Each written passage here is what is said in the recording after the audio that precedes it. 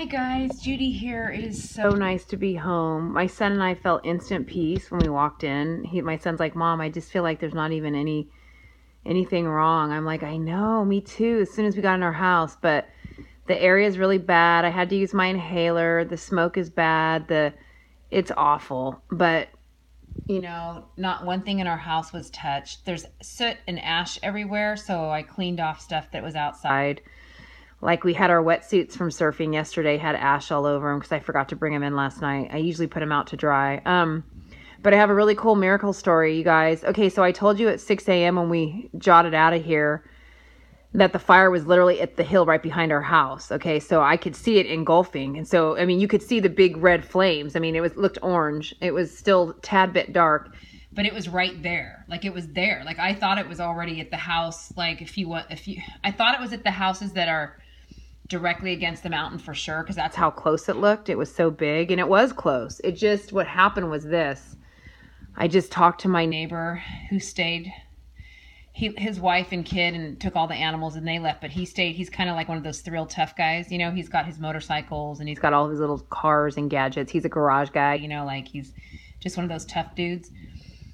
Well, he got on his motorcycle and went through all the smoke to go see what was happening so he could kind of know what's up to see if he should leave, because he was going to stay to the bitter end. Even though we had a mandatory evacuation in our little section over here where we live, it was mandatory, but there was no cops checking. There was no one giving fines. It was just no one was around. So he was just going to stay until he got a fine. Well, he hopped on his motorcycle and went through the smoke to try to see what was going on. He saw the wind stop and turn. So it really was literally headed toward us. He told the neighbor, he said it was headed, because I saw it. And he's the one that told me, "Why are you still here? Get out now," right? But he's just kind of a crazy guy. So he jumped on his motorcycle and he said, yeah, it jumped and turned. It was headed right toward us.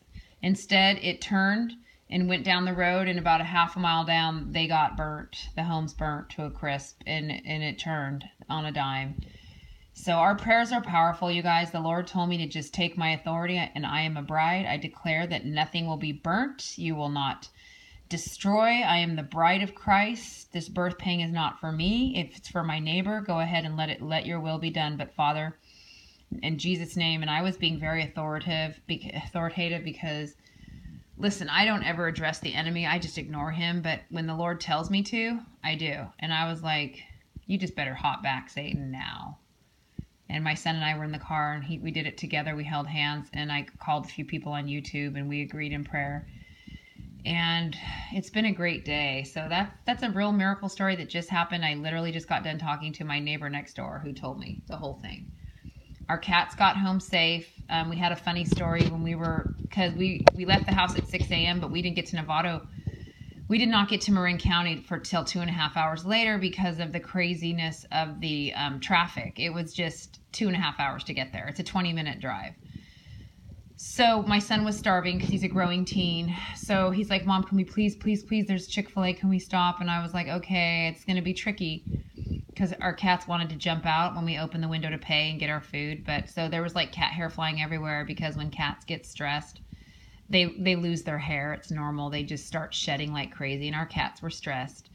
And so we had there was cat hair flying all around the car. We had to hold Bubs down because he wanted to jump out the window and jump in Chick-fil-A, It was all kind of comical, but my son was so freaking hungry. We were both hungry, actually. I was hungry too. And we had spent the previous day surfing, and we didn't really eat hardly any dinner. We just went to bed. Everybody was tired.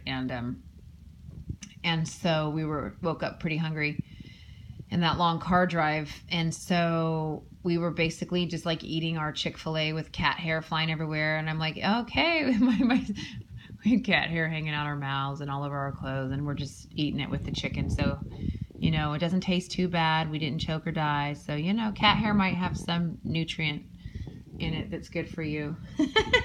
But anyway, I love you guys. That's our first miracle story. I'm sure many more will come. There's some really bad news right around here. It's not pretty. So hopefully in the coming days, we're going to be blessing people with the good news of Christ. God's telling me to go take a shower and rest up for what's ahead. So we still could be evacuated. The fires are not out. But so we still could have to leave again. And so there was no gas in the area. I had to go quite a ways to find some gas to fill up my tank. And so I will keep you posted on my disaster road journeys. And Bride, it's all good. We're good. We're good. We're safe. We're happy. And I just went to the store. All the water sold out, but we already had we have jugs of purified water in our garage, so we're good on water. And I just bought some things to have in case, everything sells out, which it was going pretty quick over at our neighborhood store. But anyway, I love you guys, and that's a little update. I'll let you know what's going on later, okay? Bye. And I love everyone's concerns and care for us. And you're my YouTube family, and I just want to thank you for being so sweet.